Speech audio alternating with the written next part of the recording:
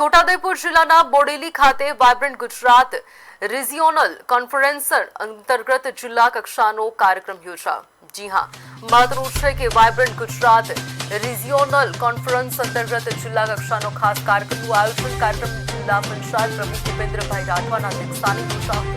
કાર્યક્રમમાં જિલ્લાના ઔદ્યોગિક વિકાસ, રોકાણની તકો અને રોજગારીના સર્જન અંગે ચર્ચા કરવામાં આવી હતી। વક્તાઓએ જણાવ્યું હતું કે છોટાઉદેપુર જિલ્લામાં ખેતી, પશુપાલન, હસ્તકલા, ઇકો ટુરિઝમ અને ઉદ્યોગ ક્ષેત્રે વિકાસની મોટી સંભાવનાઓ રહેલી છે। આ પ્રસંગે સરકારની વિવિધ યોજનાઓ અને નવી ઉદ્યોગ નીતિ અંગે પણ માહિતી આપવામાં આવી। કાર્યક્રમમાં અધિકારીઓ, ઉદ્યોગકારો, વેપારીઓ અને મોટી સંખ્યામાં નાગરિકો ઉપસ્થિત રહ્યા હતા।